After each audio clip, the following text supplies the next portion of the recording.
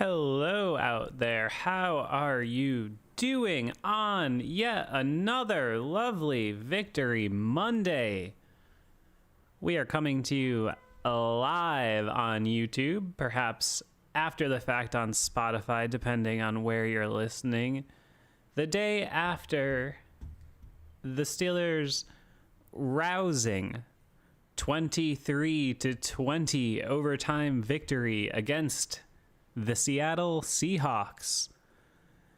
Ladies and gentlemen, after 6 weeks, what do we know about this team? I don't know. I know you don't know. I'm not sure Mike Tomlin or Ben Roethlisberger even knows. But we're seeing signs of life. A team that was, admittedly backs against the wall at 1-3 has somehow scratched and clawed their way to 3-3 at their bye week. You gotta love it.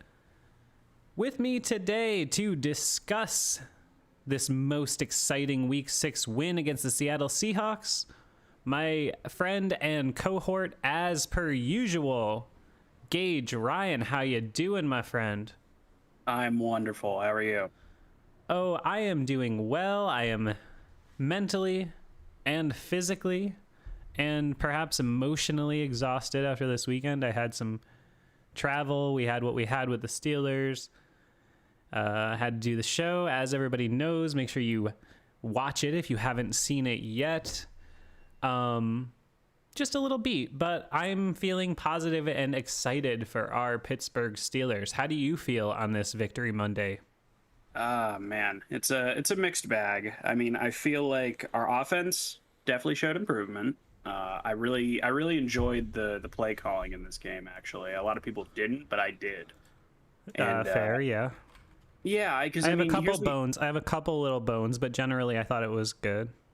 yeah, he didn't call it a perfect game. I'm not saying Canada called a perfect game. There's definitely like a little bit of situational gameplay we got to work on and whatnot. But did you notice? I posted this on Twitter and I think you retweeted it.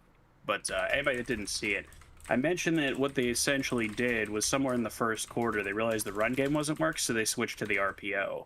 And what they did was they took Jamal Adams, who is creeping up to the line because he's a glorified linebacker. Let's be honest now. And I mean, he's a good linebacker, but he's a linebacker.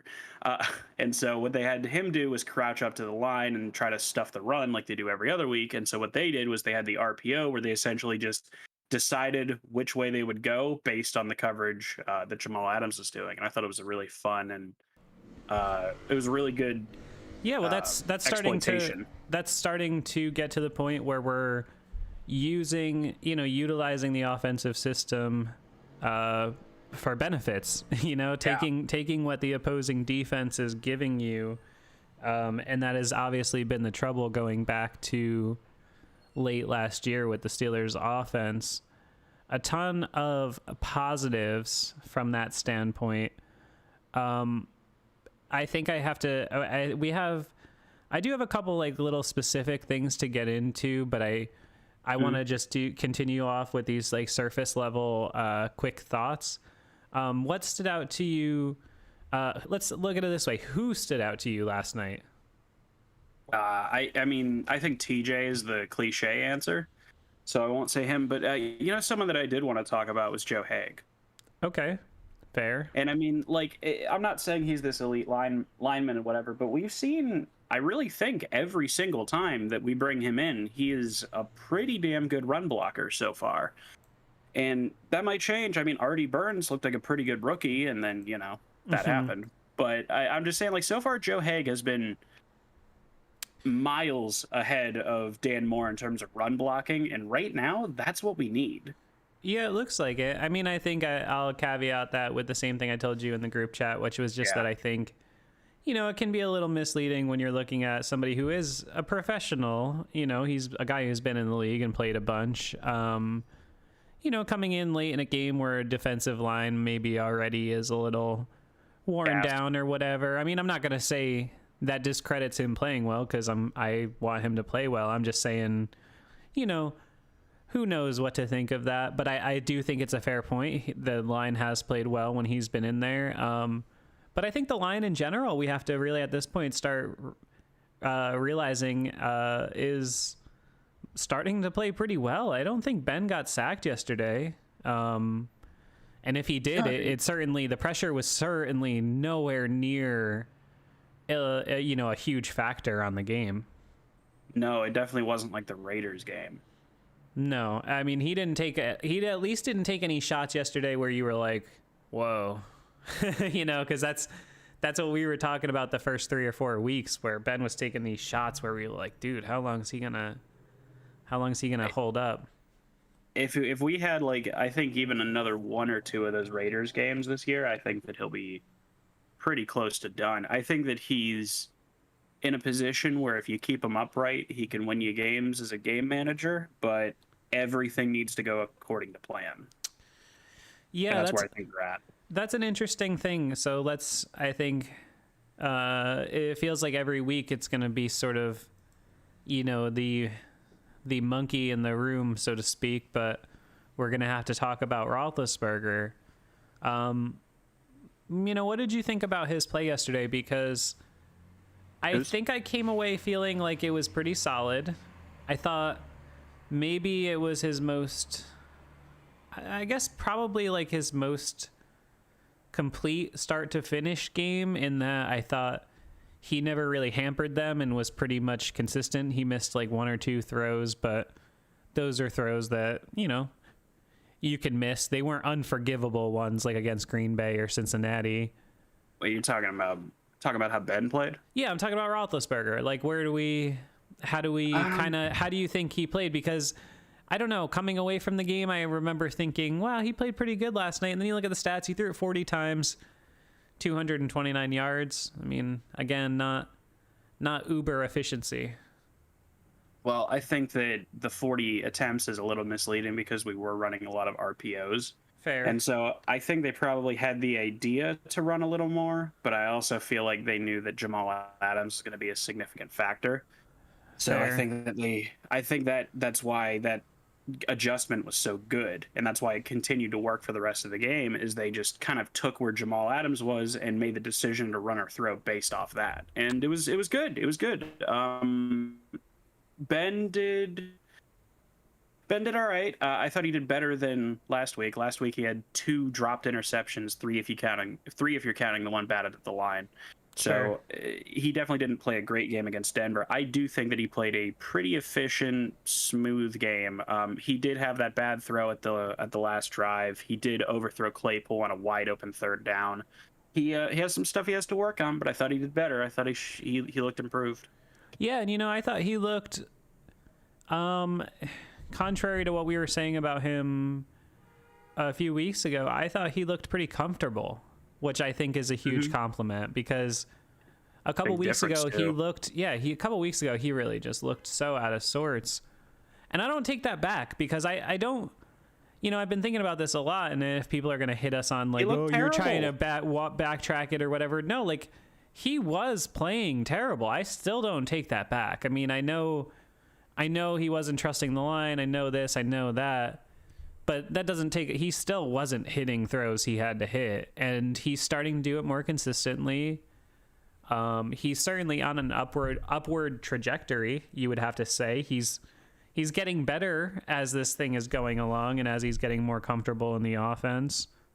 I thought he generally made mostly the right decisions on those RPOs. He had the bad one, like you said, where he fired it right to Jamal Adams, who couldn't come down with it. That would have been a killer.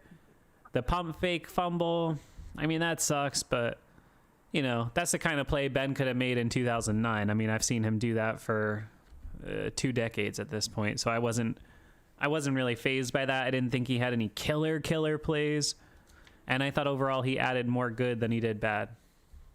I mean, I guess, to be fair, if you're gonna throw it at a defensive player, the one you would want to throw it at is what's his name, Jamal Adams, because he can't fucking catch. He can't. I mean, he is an exceptional run defender. I will concede that. But as far as like being a safety, I mean, he's kind of one-dimensional, don't you think? He's a blitzer. Yeah, I mean, but he had 9.5 sacks as a blitzer. So the one thing I always try to, I do try to always circle that back with him. It's like, well, I can't just take, if a guy's good at something, I'm not going to say Mike Hilton wasn't a good football player just because he was good at blitzing and not really good at coverage. Like, you know what I mean? Vince Williams. Yeah, I mean, it is what it is. It's just what his skill set is. Very unique, though. You don't see a lot of safeties that can't really, make basic catches. I did have one thought related to Ben, and that was that I thought that it became clear. I think some of us already knew this, but now it's a processing thing. I think it became clear for sure last night that even if Roethlisberger is playing well and passable football, it's now abundantly obvious that he is no longer the most important player on this offense. And Thank God. And the most important player on this offense is Najee Harris. Do you agree with that? Yes, I would. I just think he's the star, the straw that stirs the drink right now. He's the linchpin of the entire offense. He really is.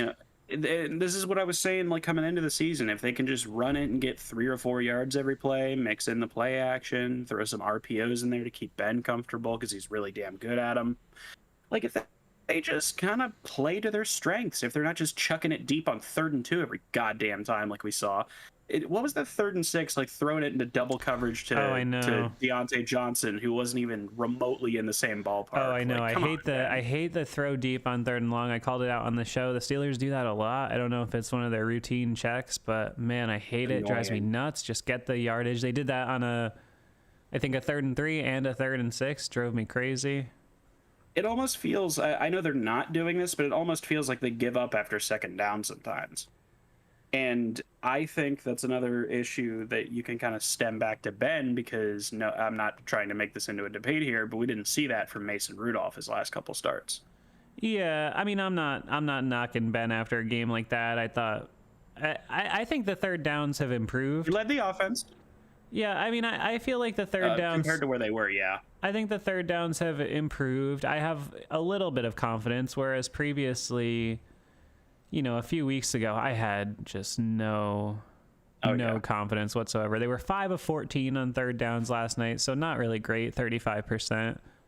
But I thought they were able to move it most of the time that they needed to, And I think I mean, and I think the difference with the run game, man, is once those things, I mean, Najee had 24 carries for 81 yards, but you could tell that his impact was growing as the game went on. I felt like he was really starting to get, fourth quarter overtime, he had a couple that were 8, 9, 10, 11 yards. And I feel like he's still just not seeing things perfectly because he's still a rookie, he's still learning. But if he gets to the point where just 1 or 2 more of those runs he cuts outside instead of cuts in, all of a sudden you're looking at that's a 24 carry, 127 yard performance. And then the game's not even close. You know what I mean? I just think they're going to go as he's going to go. I think that Najee, I don't know if you would agree with this opinion. I think Najee has the ceiling of a top 3 back in the league. Oh, absolutely. That's where he can get. I mean, he has every single tool you would need: size, speed, athleticism. He's got a good stiff arm. He's fast. He's quick. He moves well. What'd you think about feeding him? Did you catch Collinsworth last night when he goes, and you see him listed and he's 6'1", 205. You think he's this little like scat back guy, and then he walks in the room and you're like, whoa, he's huge. Did you hear him say that? I did, and I was like, dude, you don't even have his weight. What the fuck was he talking about? Najee's huge. I mean, I think he's huge, but also he's not 205, he's 240. Everybody that, I mean, he played at Alabama, Gage. All right, come on. Yeah. We all watched. If you watched football at all in the last 3 years, you've seen Najee Harris play football. I mean, what was that? I didn't understand that. I didn't understand that comment. I thought Collinsworth. Sorry, this is a little aside, but normally I don't have that big of a problem with him. I thought he was insufferable last night. It was like he was writing the epitaph for the Steelers in real time. He was talking about Ben like he was 97 years old. Meanwhile, every game I see fucking Tom Brady on Sunday Night Football, it's like, oh my God, it's so incredible what he's doing at 44. And last night he's like, well, old Ben, he can still kind of throw it at 40. Like, fuck off, Collinsworth. Jeez.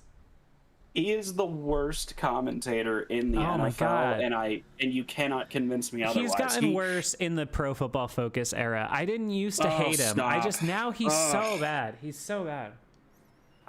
First of all, this is an aside, but Collinsworth also mentioned that Ben has been throwing differently since his, quote, ankle injury in 2019. And I'm like, there was a fucking documentary series about Ben's shoulder, about his elbow. I'm like, how do you not I think that, to be fair, I think he things? he just said the wrong thing on that one, to be fair. Oh, so he just sucks as a commentator then. Okay, we can agree. Ankle, elbow, phonetically. They're complete opposite sides of your body. No, I know, but they're phonetically, that one I'm willing to give him the benefit of the doubt. I think that was just a slip of the tongue. And I will happily talk as much shit about PFF as possible because they're garbage. They don't work. Their ratings are garbage. They just, every time I see those ratings appear like in those highlight packages on the NFL games, and it's like, oh, this guy is number 3rd ranked blocker on PFF. I'm like, oh great, he probably sucks then. Oh yeah, no, I hate when the NFL. They said Ahkello Witherspoon was the 4th best corner in the entire league, and he has been dramatically bad. Yeah, ask Henry Ruggs about that, right? Exactly. They're never correct. They are literally always wrong. There is somebody in the chat, Mostos, who says that Claypool is soft. What do you think about this? I think he's proving to do a little bit of the Juju slot stuff. He had a couple nice plays like that. But those 50-50 balls, man, he's losing a couple too many of them for my taste. I think that Claypool has that Calvin Johnson kind of a frame. I don't think he has the ceiling of Calvin Johnson, but I think that he could be. It's the same thing I would say about Deontay, where I think that they both could be top 30, maybe top 20 receivers in the league if they really hit their stride. Calling him soft, I think, is a little bit of a exaggeration, because coming out of college, one of the big things everybody said about him was that he had offered to play tight end. Like, he is willing to block, he's willing to put his hand in the dirt, he's willing to fight for yardage and stiff arm and and truck his way into more yardage. I like Chase Claypool. I really do. Me too. I think I'd like to see him use the physicality a little bit more, though. I do sometimes feel like he's not as effective as a blocker as I think he should be for his size and mass. I agree. I think Juju, for me, does a lot more with his frame than Claypool does. That's going to be, I think, the story of Claypool's young career, is whether or not he can learn to really use that. Because I don't think he's obviously a dynamic athlete, but I don't think he's ever going to be, Randy Moss as far as straight line speed. I think Claypool needs to develop himself to be way more Terrell Owens than he does Randy Moss. Does that make sense? You think that's fair? Yeah. I think that Claypool could be kind of what Tyler Lockett is to the Seahawks, where he bounces really well off of DK Metcalf in the same way that Claypool can bounce off of Deontay Johnson. Oh, interesting. That's almost like size. That's almost like inversion, because you would think Claypool would be the DK, but you see it almost opposite. Yeah, well, I mean, maybe you can switch the comparisons. What I'm saying is that you can take those two guys and they can kind of play off each other and make each other better. And I do think that Deontay Johnson has the ceiling of a number one receiver. I'm not sure Claypool does. I think he's a good number two. Okay, I think that's a pretty fair assessment. Also, shout out in the chat, Go/, says 40 watching, only 15 likes. Hit that like button, show 5 stars some love. Appreciate that, my man. If you haven't seen this week's show yet, make sure you check it out. There's a link in the description. You can go to my channel. Make sure that you check it out. Make sure you share it with your friends. Make sure you consider following us on Patreon at patreon.com/5SMU. Follow us on Twitter too. Yes, of course. All right, Gage. Well, I have a couple other things I wrote down here. I do not understand this. I'm in very positive spirits today. I'm keeping everything above the line as far as positivity goes. But I do have one small thing that is just kind of bugging me, and it's Ray McLeod. Yeah. I hate him as a kick returner. He takes it out of the end zone constantly. People say his average return rate is pretty high, but that's because he keeps taking it out of the end zone. They're starting inside the 25 constantly. He cost us at least 30 yards yesterday. He's okay on the punt returns. I feel more comfortable with him than I did Deontay, because I hated Deontay back there. That was like rolling the dice every fucking time. Yeah. But I don't know. Steelers fans are going to hate me, but I'm kind of somebody who... Look, pull this out of context. Get me canceled all you want. But sometimes I'm more of a Ryan Switzer guy on returns than I am a Ray McLeod guy. I know you're not gonna get stuff, but just catch the ball and just run forward. Like Ray, it's too much, man. There's too many times he'll catch that thing with nobody within 10 yards of him, and he'll end up getting 2 yards. I don't know how. I don't get it. And then you see the snap counts come out. Have you seen the snap counts for yesterday? I believe Ray had 50, James Washington had 8. How do you explain that? That they think that Ray McLeod is an actual receiver, and I just don't. I think James Washington is a good number 3 or maybe number 2. I don't see why they're not playing him. I think it's got to do with the top end speed. I think they must think they need somebody with more speed to push the defense back. But my argument would be, who the hell is scared of Ray McLeod on offense anyway? I mean, the guy's got Nobody. like 3 catches. He's okay. I don't mind him as like a 4th, 5th guy, but getting him on the field more than Washington. No, I don't want to see him on the field anymore. I want to see them give him maybe jet sweeps to Ray, and that is literally it. Outside of that, don't fucking put him on the offensive field. Just put Jay Wash in. He's robotic. He's not like super flashy or anything like that, but he catches the damn ball and he goes forward. And that is what we need right now. Yeah, I don't get it. They've continually showed how they feel about James Washington, and I just don't understand it. I don't know. I mean, I've never thought he was anything amazing, but 8 snaps? What? Weird. It's just weird. I don't know. I can't get there's it. There's a whole lot of personnel decisions that really don't make any sense that the Steelers do. I mean, why the fuck are they putting Benny Snell in as a 3rd down back? Well, they didn't yesterday. They put in Kalen Ballage a lot more, which I actually liked. I like Ballage. That was a good change of pace. I still think that I would probably go with McFarland. I get he's injured still, but like I would go with McFarland over Ballage in this kind of an offense. But because Ballage just, I don't know, he doesn't see the whole, like he just kind of runs up to the line and pushes forward for a couple, which is good. That's better than you can say about some running backs, but like I don't know. He doesn't seem in to this read. offense on the 3rd down back, you just want a guy who's going to be able to get the blitz pickup when you need it, which I trust him to do. Yeah. He can chip. He's got that and be in the him. right spot on the passing stuff. So I'm okay with that. Benny Snell, by the way, everybody was screaming at me on Twitter yesterday because I said, "Oh, Benny Snell is quietly becoming a great special teams player," and I didn't even see. Everybody was like, "He broke his wrist on that play," and I was like, "What?" Yeah, he grabbed his wrist. And they only talked about it briefly, but he was fine. He must have popped it back in. That must be something that he's dealt with before, because he went right over to the trainer and popped that shit back in. He stayed on the sideline, and I think he played. I like Benny Snell. I know that That guy's a football player, man. You do some shit like that, man, you deserve a spot on the team. No more shitting on Benny Snell. No, here's my issue with Benny Snell. Is I said before he doesn't have great vision, which he doesn't. I don't really think that's much of an opinion even. But what I like about Snell is that he's a guy that you can give 25 touches to, and he'll wear on defenses and beat them down as the game goes on. He kind of reminds me of Josh Jacobs in that sense. You know what I mean?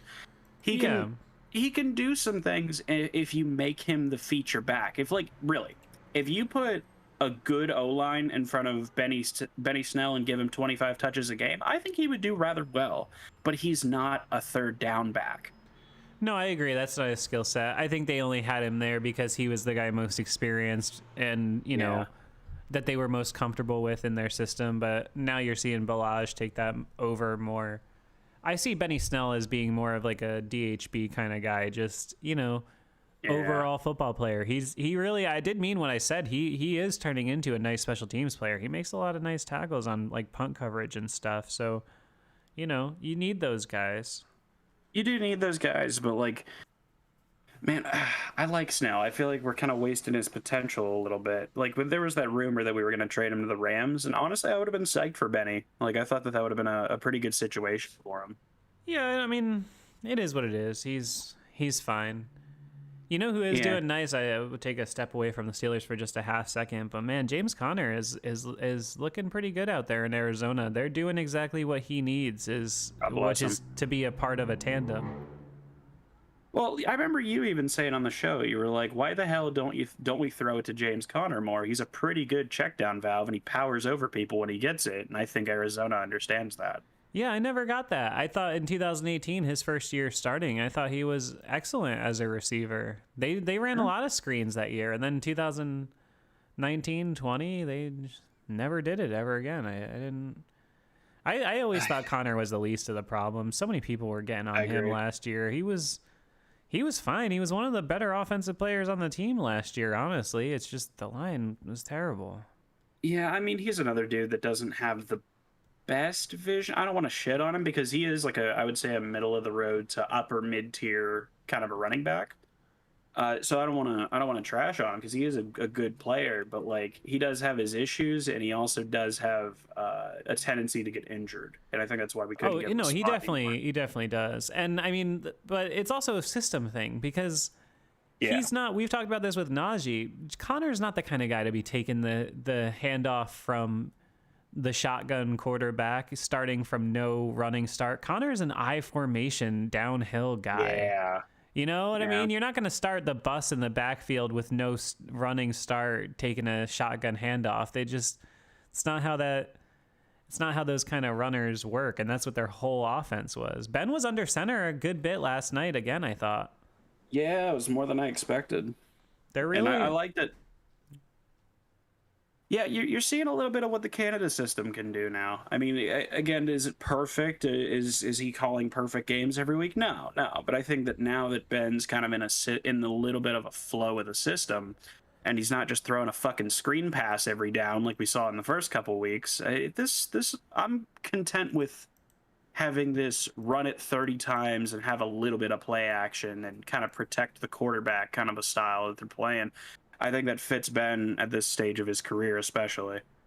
Oh, totally. I mean, even yesterday he had 40 pass attempts, so they were a little unbalanced yesterday. They did play a whole extra quarter, but they had 40 pass attempts and 25, 27, 28, 30 carries, including 2 of Ben's. So, getting closer to that 50-50 scenario, which is something you love to see, especially whenever you're using a lot of play action. When every play essentially is a run or a play action pass, it's very difficult for defenses to key in on that.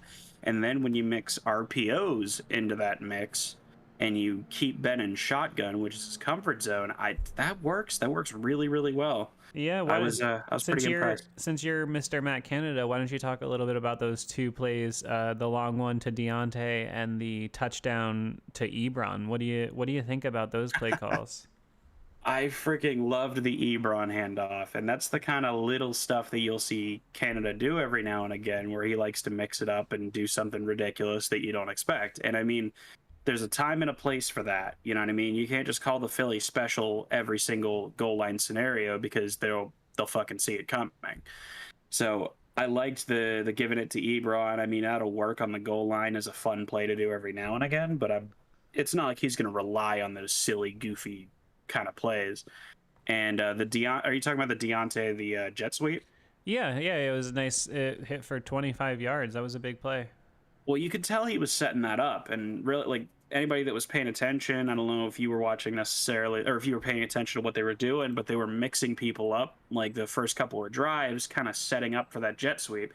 And they saw that once they stopped moving people and once they stopped following and essentially stopped respecting the motion, that's when you saw him hand it to Deontay, and you get that giant chunk because they were just stacked in the middle of the field again. So Canada's learning, like, hey, they stack the middle of the field. We got to do this, this, and this to open it up. So I'm liking that. Yeah, and to the discredit of the people who say the Steelers coaches don't watch any tape, I believe it was pointed out by somebody on Twitter, maybe like Nick Farabaugh or somebody, that the tell that they got for that reverse was actually something Seattle did, or the Rams did to Seattle in like 2019 or something. They found it on tape. So, good for Canada, man. If he's really diving in there and really, putting in that extra effort to get good at his job, we got to give him credit. I thought he did a good job last night.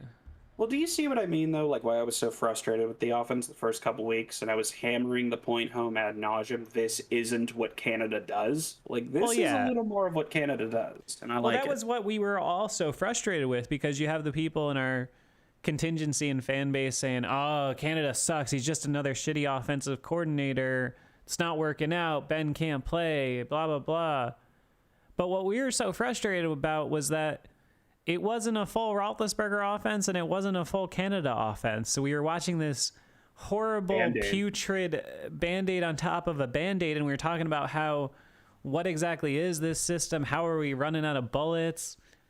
And, now we're 6 weeks in, and there's a little bit of a sample size, and the offense doesn't look like it's going to be anything great, but there's at least some semblance of a system now, Thank God. I have some kind of an idea of what they do and what they're trying to do. I still don't know that they're going to be a top 10 or 12 unit this year. I think that would probably still be a stretch. But are they good enough to be competitive in this league? Definitely. Make your defense do the heavy lifting. I think that that's what they've been trying to do all year, and I think that it really sucks because we lost Tyson so quickly, and we still don't have Stephon. And so it's kind of, we've dropped these couple games, but I think the Steelers, when they're at full power, are still a pretty damn good team, even with Ben as he is, because if Ben can just kind of lean on Najee, lean on Deontay, lean on the defense, and just make, like you said earlier, like just make him the most unimportant player on the entire team, that's a recipe for success, I think. Yeah, no, I would agree with that. I do think, though, that maybe if 2015 Peyton Manning can do it, then so can we. Yeah, that defense was playing out of their mind, though.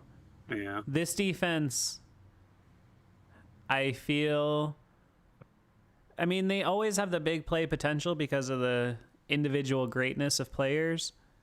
But do you think this defense has been what you would call great this season? No, I wouldn't. And again, I mean, I'm sure statistically they're probably somewhere like in the middle of the pack. Maybe scoring they're doing okay, but yardage wise, I can't imagine they're, much higher than middle of the pack. Well, what I hate is the people that are saying like, "Oh, well, you can't use injuries as an excuse." I'm like, bullshit, man. Injuries play a part. Like when you don't have Tyson Alualu, who's your best run defender, you have you don't have Stephon Tuitt, who's your second best pass rusher. What did we lose at one point? We had like outside linebacker 1, outside linebacker 2, middle linebacker 1, nose tackle 1. Like pretty much everybody on the defense was out. I am totally with you as far as those games there, week 2, 3, 4. But as it pertains to week 6 against the Seattle Seahawks with no Chris Carson and no Russell Wilson, I'm sorry, that third and fourth quarter performance for that defense, for who was on the field, was not good enough. No, it was not good enough. I'm sorry, you can't let Alex Collins put a drive together by himself. You cannot let it be easy for a backup quarterback. And no matter how you look at it, Geno Smith had a 99 rating last night. I remember when Keith Butler and Dick LeBeau would eat quarterbacks like that alive. And I know defensive mentality is a little bit different nowadays, but still too easy in the second half for Seattle. I know it's a prideful team. I know it's a backup with experience who's trying to, do some big things for his career on a Sunday night. I'll give him credit, but you got to be better than that. No, listen, I agree with you. I don't think I would disagree with anything you just said. My only point of contention with that would be, you saw last year that when we had Stephon Tuitt, our run D was like top 3, top 5. And then the second we lost Tyson Alualu, we went down to middle of the pack to below middle of the pack. And that is not a coincidence. It's because Tyson, we don't have the Gravedigger anymore. So we needed Tyson to be because he's a top 3 nose tackle easily. It's frustrating because when you have these big names that aren't in there, you're going to see changes. And then you have on top of that, you have Alex Collins, who's at least a fine running back. I think we can agree. You had an offensive line that was better than our defensive line with the way it is with Henry Mondo and fucking, what the hell's the other guy's name? I don't even remember. Isaiah Loudermilk, who actually made a couple nice plays last night. No, Loudermilk. They were willing to trade up to get Loudermilk. I trust their opinion on that. But what the hell is the Isaiah Davis. Bugs? Yeah, Isaiah Buggs and Davis and like all these guys that are just they're depth, I guess. But like when you don't have Tyson, you don't have Stephon Tuitt, you don't have like all these Yeah, guys that the you Alu need. Alu one sucks, man. That That's really a does suck. that is a huge gash that like people don't even really understand because they think Alu Alu is just a good nose tackle. No, he is like the linchpin of the fucking run defense. And so it doesn't surprise me that like a team like the Seahawks, who are notorious for running the ball, and Pete Carroll, a coach who's notorious for running the ball, was able to put together a couple good drives of running the ball. That doesn't surprise me. I will tell you one piece of good news about the defense. I heard through the grapevine that some reinforcements might be on the way very soon. And by that, I mean Stephon Tuitt. I'm hearing sooner than later. Sooner than later, which maybe after the bye, maybe the week after that, I'm thinking. But man, couldn't come soon enough. I thought you could really see them missing him. Cam just, man, he just needs a little bit more help on that line right now, and they could be dominating. Cam Tuitt, TJ, good luck. Man, they really, TJ is special. I mean, that goes without saying, obviously, but man, he put them on his back. How often do you see a pass rusher just go out and win a game like that? And he's done this now for the last 3 years. It's insane. He's better than Aaron Donald. Don't at me. He impacts the game. I mean, that final the strip tackle he had on Geno Smith to end the game. Yeah. There was 3 guys dedicated to blocking him. 3.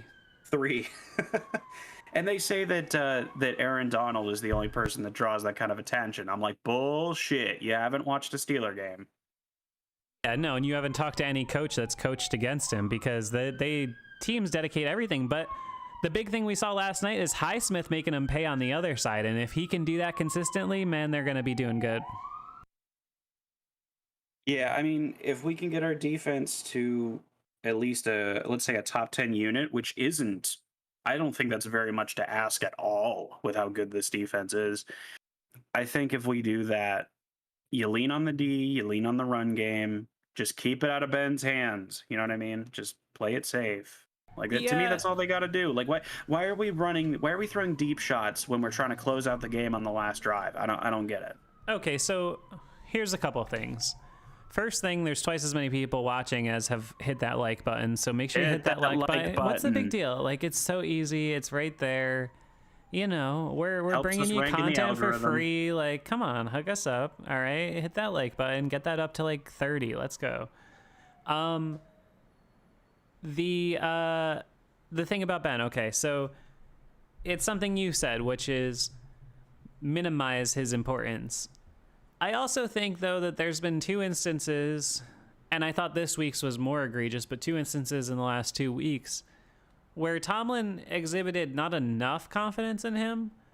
And I thought when they got the ball back at the end of the first half, I think there was 50 seconds and the Steelers had 2 timeouts, and they were very, very conservative. And they weren't starting way in their own end. Like last week when that happened, they were way in their own end. You could say, not worth risking it. But this one, I don't know, man. Go get an extra field goal. Go up 17. There's no bigger difference in football than 14 and 17 points. It's monumental. Honestly, I would agree with you. And really, if we had I could name probably 20 quarterbacks I think we could have where I would agree with that decision. But honestly, with the way Big Ben is, like, he's working now, don't push it. You know what I mean? That's fair. I mean, I hate to say that. Because like it's an aggressive league. It's an aggressive league, and you got to get points, and you got to make sure to bury your opponents, which they don't do. But honestly, just with Ben, man, like if he's not throwing picks and we're running the ball, honestly, like why change what works? Yeah, I know. I just think if you're playing against a defense that's not very good, and he seems to have a beat on what they're doing, go out and try to get 3 more points. I just think it can help you. I think it gets the defense better. Do you have that much trust in Ben? A situation like yesterday, yeah, I would have trusted him more. I think he's been delivering more often than not in the last 2 weeks. I have to give him that. I think he is playing better than he was. It's obviously everything coming together, but he's playing better and he's getting trust in these guys. I love, though I don't want to make this sound like I love Juju being out, but I love what this offense is turning into with the particular personnel array of Najee, Deontay, Claypool, Freiermuth, and Ebron. Man, yeah. I think that's I love what you can do with that personnel grouping, and I kind of hope they do it, because we've talked about how the Rams are kind of like that. Even the Seahawks, they just focus in on 2 receivers. They have their tight ends, they have their backs, and I think Ben's really starting to develop a little bit more faith and trust in number 11 and number 18, and I think that's going to benefit this offense massively. He's really growing to trust Deontay a lot, and yeah. Deontay's done everything in his power to prove everybody in the franchise correct. Trustworthy. You know, he did have the one I didn't want to even put it in the show, but that one where Ben scrambled and threw it out to him down the left side, and it was really low. It was a tough catch. He was coming back, but man, he could have made that catch, and that would have been just like a spectacular little. I don't remember if that was late fourth quarter. Yeah, I remember. But there was just one where I was like, he finally gets a drop, and it's on a tough one, but would have liked to see him grab that one. Can you call that a tough one, though? I mean, come on. Juju makes that catch fucking 19 out of 20 times. Yeah, I know, but it was... It's a catch that a professional has got to make. Yeah, it's just one I'm not going to kill him for. He's going down to his knees. He's coming back. It's, you know, it's not the easiest thing. It's not the easiest thing. He caught worse footballs from Mason Rudolph. That's unacceptable. That's true. That is true. I mean, like, Deontay, like, okay, look, he has 1 drop in 6 games. Or 5 games. I'm not going to kill him for that. 6 games. No, I think if you're ranking overall, I think he's probably been the best offensive player on the Steelers this year, don't you think? Ask me that again. I said if you're ranking just overall for 2021, I think Deontay Johnson's probably been the best offensive player on the Steelers, wouldn't you have to say? I think you got to give it to Najee, but I think Deontay's a number 2 for sure. Maybe, yeah. I mean, Najee, I think I would just knock him, because even though he is changing things and impacting everything, the yards per carry are still just not what they could be.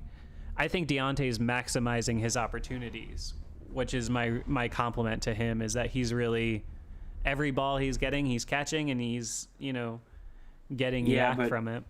I would actually agree with that, outside of the fact that running backs need an O-line, wide receivers don't. And really, if we had, it's not a 1-to-1 comparison. And I will mention it again. I love James Conner. This is not a knock on him. I'm saying that if you put a guy like James Conner, who's just kind of a downhill smash mouth runner, behind this O-line, he gets maybe 2 carries or 2 yards a carry. Like, maybe. I think what Najee's doing is keeping the O-line looking better than they are right now. Interesting. I would say in a lot of the games so far this year, I would agree with that. But yesterday specifically, I actually think you put Connor back there, I think he might end up with more yards. I really do. You think so? Yeah, I still think Najee's missing a good deal of holes, man. There's a couple. There's a couple yesterday. One in particular, I'd have to look through to find it.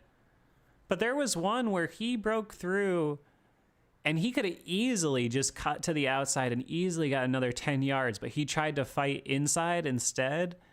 He's definitely done that. And he invited the contact, which is, what everybody wants him to do.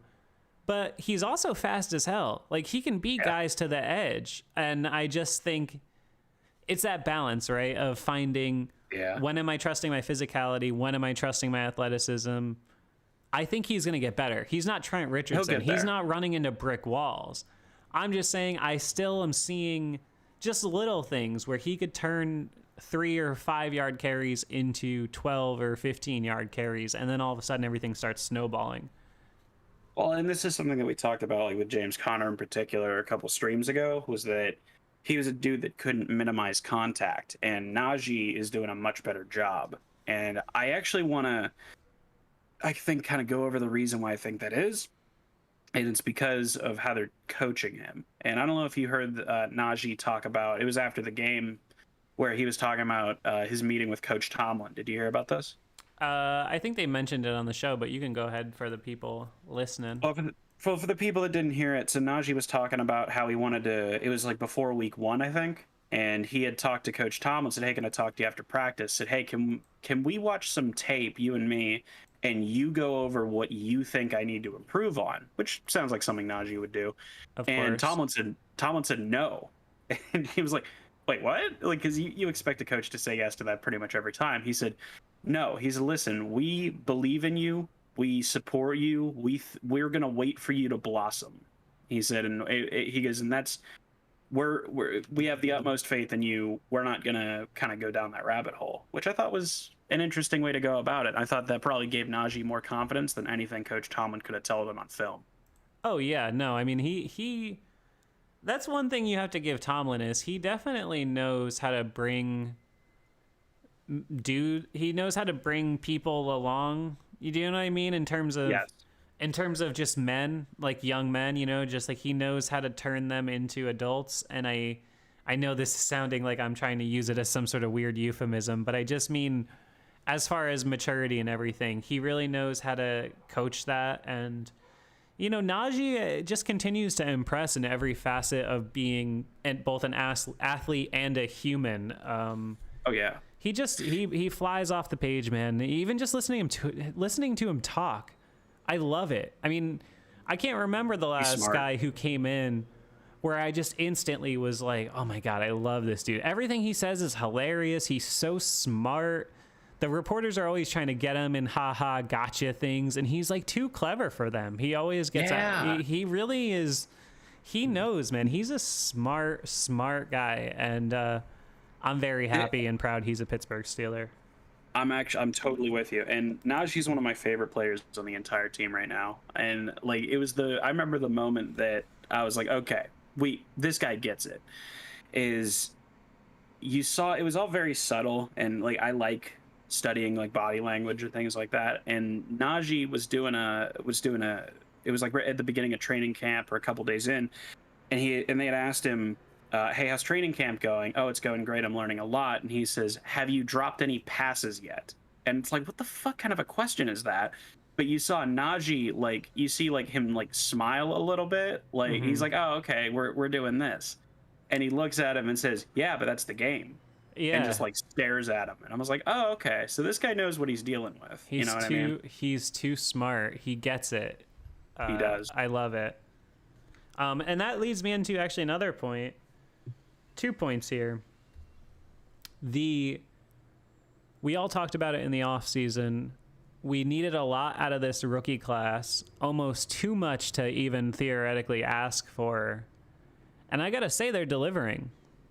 I thought besides TJ and Cam, Trey Norwood was as good as anybody yesterday. The guy had 3 huge third down open field tackles on good players. The one early was on DK Metcalf in the open field. Hello, that guy's like... No, that was just... Yeah, it was a good tackle. That guy's a monster, dude, and you're a rookie. Love to see it. That's a 7th round draft pick. He just came flying in, too. It's like, where the hell did he come from? Yep, and they got really something working there with this backfield. I love the athletes they have back there with Norwood, Mollett, and Pierre rotating in with Sutton and Hayden locking down the outside. Man, I like what this secondary is really shaping up to be. But yeah, and then the just potentially. Potentially. And then just speaking to that, yeah, the rookies, I thought they all came up big, and an unheralded one, which I think not a lot of people are talking about, but I thought Presley Harvin was huge yesterday. No, I mean, well, he's huge every day, but I thought he was huge yesterday. He had 7 punts with long of 58, an average of 47.9. But here's the big stat: 4 of those punts inside the 20. Love to see it, man. Love to see it. What did I tell you when we got Presley? I said, this dude is a good fucking punter. I remember when I saw him, I was like, okay, so this guy's a Ray Guy Award winner. He's a 3-time, what is it, ACC? I think it is. I don't follow college football, but he was an All-American for 3 years as a punter. And I was like, okay, so I mean, as long as he can pin it inside like the 19-yard line, which is something that Jordan Berry couldn't do if you pointed a gun to his head. But I was like, okay, if he can pin it deep, that's the question. Can he pin it deep? He's got the leg power. Can he pin it deep? And like the first punt he had in the preseason was down to like the 2-yard line. And I was like, okay. He's been awesome. He did damn well. He had one that was like, what is a 60-some yard punt, something like that? Yeah, his long yesterday was 58. But that was at a huge moment. That was right in overtime. That was after the Steelers went 3 and out, and that was right before the TJ strip sack to win it. That was a huge. And you know for a fact that if Jordan Berry had punted that ball, it would have been like a 30-yard punt. Oh, we would have lost the game. We would have lost the game. It would have been a 19-yarder off the side of the foot. Geno Smith would have completed a stupid little pass to Tyler Lockett. They would have kicked a 55-yarder to win. Yeah, you're totally right. I will give, I have to give Geno Smith some credit. I thought he played well. Ooh. I got to give him credit. I thought he played well. That throw he made in overtime, the one that went, was it overtime or I think it was in the fourth quarter when they got the last field goal to tie it back up. He made a great throw just barely over the outstretched fingertip of Devin Bush. And that was a great high-level throw. Hey, man, I give guys credit, okay? This is a fraternity of football players. They all want to be professionals. Not everybody gets a chance to play a lot. I give a guy credit. I thought he acquitted himself well. I think our defense made him look better than he is, and I think that's unacceptable. Yeah, a little bit of column A, a little bit of column B. Sure, you know? Sure. I mean, like... He still delivered it, you know? He got sacked 5 times. He still delivered it. He still got it there. I'll give him the credit. I will say that the Steelers do play down to competition, but I think that teams also have a habit of playing up to them.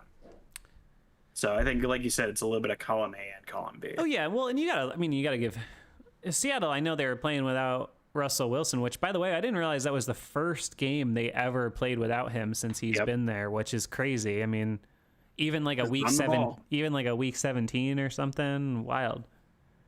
Just run the ball, baby. That's all you got to do. He's such a cornball. I've mentioned this a few times. He is.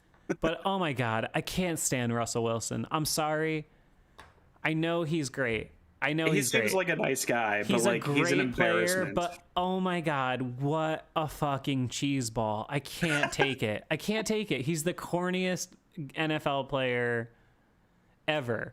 Unlimited. And just when I thought it couldn't get any worse, they do a whole segment yesterday where they show him talking to the fake huddle. He's by himself being like, come on, guys, we're going to go past the sticks on 3rd down. Oh, my God, Russell Wilson, shut the fuck up. You fucking, oh, my God, I can't take it. I'm sorry for the rant.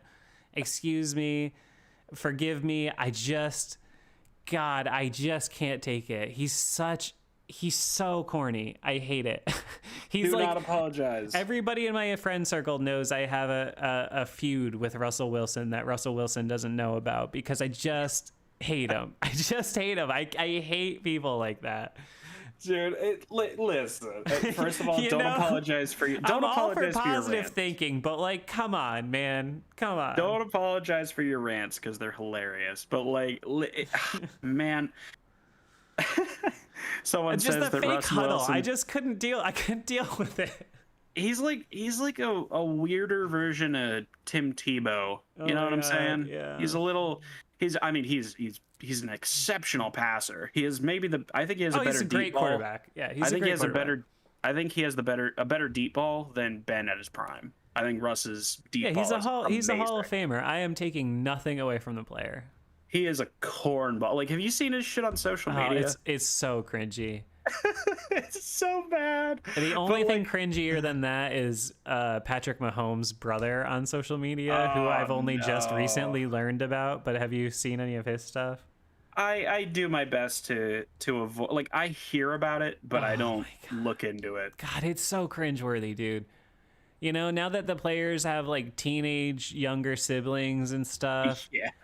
God, we don't need your like, you know, oh, it's so cool that some rich person is on the sideline of a game. Like, who cares? Like, that's not anything I'm gonna ever do. So what is the point? Why do 500,000 people or 1,000,000 people or 10 million people, I have no idea how many people, but why do that many people follow Patrick Mahomes' brother? For what? What do you get out of it? I have no idea. It's the same people that follow Instagram models. I'm like, what does that contribute to anything? You Yeah, know but what I mean? is it though? Because at least I understand why you're scrolling through and looking at images of them. Do you know what I'm saying? Like, even in the hypothetical, what do you get out of looking at Jackson Mahomes' Instagram feed? I don't know. Wasn't he dancing on the logos or some shit? Yeah, he got in trouble yesterday because he was dancing on the Sean Taylor Memorial. Oh yeah, just a terrible fucking look. Just a bad look. Just a bad look. And you know what's funny is that he got like maybe a quarter. Pace says he looks like he wears footy pajamas. Talking about Russ, probably. He does. Oh man, I totally lost what I was gonna say. I'm sorry. We were talking about Jackson Mahomes dancing on the Sean Taylor thing. Oh yeah, and then like Jackson fucking got like 1/10 of the criticism for dancing on that on a Sean Taylor Memorial logo than Juju did for dancing at midfield. I just want to put that out there. You know, it is what it is. I don't get it. I don't understand it. Well, I mean, I don't know. I gave up asking questions a long time ago, so I don't even bother with shit like that nowadays. Like honestly, like the only person I like responding to, like who's negative all the time, is Mark Madden. It's just because it's fun, low hanging fruit sometimes. It is indeed. I mean, him talking, oh, the defense is gonna blow this game, and then we won the game. Yeah, no, the people that are just, I guess my point was just about like influencers who just make quote content, stuff where it's content like for the sake of content. Yeah, like I mean, I don't know. I'm not trying to act like what we do is the most highbrow shit ever, but at least we're like trying to make like a show. Like there's some point here, It's stuff there's more value here than there is in like vlogs at the shopping mall. I'm not sure I get what people get out of 30 seconds of a rich famous person they don't know. Here's my shoes I bought. Dancing to some song that 500 million other people are dancing. Like, again, I get it for like Juju. I'm not saying I excuse it. I'm not doing a whole rant on social media here, but I get it if you follow Juju. I follow Juju on social media because he plays for the Pittsburgh Steelers. I like Juju, whatever.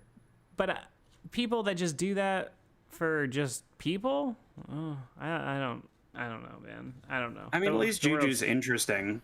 The world's changing too much for me. I don't get it. I want to say, since we were talking about the rookies, we talked briefly about this, but I'll bring it up again. Najee really started to take over as this game went on, and I thought he had maybe the most underrated play of this game, which will definitely be lost to time. But when they were driving down at tie score in regulation, they got into field goal range, and then they had that one where Ben threw it up for Claypool, and Claypool pushed off and got called for a pass interference. Yeah. And it actually knocked them back out of field goal range, and then they had a shitty play on second, and on third and forever, Ben got it over to Naj, and he made a couple really nice moves and even hurdled a guy to get right into easy field goal range for Boz, which now, crazy to think, is 52 yards, is piece of cake for Chris Boswell. But man, Najee just he's just always in the right spot now, and it's just the prevalence of him having those game-changing plays is only going to get more and more as the season goes on. I felt that play was a little overrated, if I'm honest. I mean, it's a great play by Najee, don't get me wrong, but I think that it was like if you're telling me that Najee doesn't get that hurdle and he goes back like an extra, like he loses, let's say, 4 yards on that, do you really think Boz is going to miss a 56-yarder? Like, does that 4 yards really matter when it comes to Boz? I think in that situation, every yard helps. I'm not totally sure though. In that situation, if Tomlin would have kicked a 56-yarder, he might have punted it. Yeah, well, he's shown that's Tomlin. If the game was over, if there was 10 seconds left, I could see him kicking it either way. But being that there was a little bit of time left at that point, I mean, hell, Seattle still tied it up anyway. But I don't know if he doesn't get that close. If it's above 53, I don't know if he just says, hell yeah, trot out Boz. He might have punted it, and then that thing might have gone way differently. So maybe, which is why I say that Tomlin is not an elite coach. Yeah, so it's we do have to talk about the player making an individual play to bail out the coach from his own thinking, because in my mind that was really just bigger because of the decision Tomlin would have probably inevitably made. Yeah, you're right. But I just think it's important to start to acknowledge when these young guys have these game-changing plays. I remember Juju starting to have these in 17 and 18, where you get away from a game and you're like, wow, who had the biggest play of the game? And you're like, oh, shit, it was fucking Juju. And now that's starting to happen with Najee. Yeah. And it's starting to happen. We were talking about the rookies. We haven't even talked about Freiermuth, who I thought had a huge impact yesterday. It's like, what, 6 catches for like 60 yards or so? He's got like 100% catch percentage. I mean, if you throw it at Freiermuth, it's a completion. He's dropped 1 pass so far. Oh, is that right? I didn't even know he had 1 drop. I don't even remember that. But he's still it went like right through his hands too. Almost every target is going for a completion. Love it. I love it. I think he's gonna be a special player. Yeah, I mean, it's one of those things, like, I think they're still easing him into the offense, but he's showing, like, they're doing what they did with Martavis, you know what I mean, where they bring him in and then pull him out, bring him in and pull him out. And now Pat's out snapping Ebron, and he did it a lot sooner than I think most people expected. Oh, yeah, I think he was matching him by week 2. Something like that, yeah. I mean, I love Pat. I did a complete 180. I hated that pick when it happened, and now I'm really happy about it. Yeah, he's going to be our Heath, man. I got no doubt about it. I do want to see them take out Ebron and put in Gentry if we're going to fucking run the ball as much as we're running it, though. Gentry can at least block. Ebron cannot. Do you have the snap counts pulled up by chance? No, I don't. I thought you did before. Because I felt like Gentry played a good bit last night. He did. I love that screen pass last week, too. Yeah, no, I think they have 3 good tight ends. Ebron, he still does give you something as a receiver, though, because if you get him matched up on most middle linebackers, he can make them pay. Mm-hmm. And Freiermuth, it is often difficult for rookie tight ends to have a huge impact, but he looks like a finished product to me. I put it in the show, but there was that one first down or third down conversion where he just looked so much to me like Jason Witten, where it was go trot out to your little spot in the zone, sit down, easy completion, 9 yards, first down, you know? And Jason Witten, for years, I mean, you're watching this guy and you're like, he's not even an athlete. He can barely run, but he just knows how to play the position. And Freiermuth and Najee, both beyond their experience, seem to just have the knack to play their position at a high level. This might sound crazy. I'm more sold during their rookie season that they'll be great at their position with Freiermuth and Najee than I was even for like TJ Watt and Juju Smith-Schuster in 2017. I thought after his rookie year TJ was going to be pretty good. I still didn't think until like his second year that he was going to be like this. But Najee and Freiermuth, I think, are going to be Pro Bowl at running back and tight end. I would be surprised if they're not, to be honest. And I'm not even trying to be biased. I'm sold. Freiermuth looks a lot. I have to mention it again. He looks a lot like Heath Miller to me. I mean, you mentioned it, finding the soft spot in the zone, just kind of waiting to be the check down valve. I mean, like, he has been a great security blanket when called upon. But they're using a lot of those check downs, security blanket kind of reps for Najee and Deontay. So Pat gets a little bit lost in the shuffle sometimes, but man, is he good. And he's got sticky hands. I got to bring it up again. His blocking catches good. Everything. They throw it at him, he catches it. And I mean, you saw a couple of clutch third downs, I think, between the last couple of weeks where Pat was there. He was freaking wide open. He reminds me of Heath in the sense that he'll find a way to be open without really doing anything. Where you just look at it like Yeah. as the play goes down and Ben throws it to Heath or to Pat, and you're like, why the fuck was he even sitting there? But he's open, so I mean, like, No, that's what I've been saying. That's what I was saying with the Witten comparison. Is it's just knowing how to play the position, and like what Hines did. Yep, and a rookie shouldn't know how to do that as well as Pat's doing it right now, but he's doing it, and he's doing it a lot on third and mediums, which is really helping this offense stay on the field, which I think is it's only going to make the defense better and better. What do you think? What are your bulletin board things? This is what we're going home and working on in the bye week. What are you, if you're given 3 assignments to the team as a whole, what's the top of your list right now? Run game, excuse me. Run game is number 1. I'd say probably pass rush is number 2, and probably just Ben.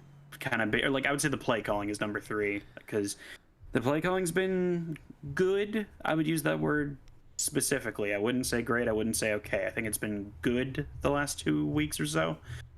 But chucking it deep on 3rd and 2, that shit's got to stop. There's still things they need to work on, but I am liking the direction that the play calling is going in. But I would say play calling, the pass rush, and the O-line. Yeah, see, pass rush I'm not worried about. I'm not losing any sleep on the pass rush because I think once you get to it back, I think that's going to be fine. They still have great players there. TJ Watt is just that good. I'm not losing sleep over the pass rush, so that's not really a homework assignment for me. I agree the run game, though, and specifically that offensive line, you gotta just keep getting more physical. I loved what I saw out of Kendrick. I thought he played his best game as a pro yesterday. He looks tenacious. He looks like a pit bull out there.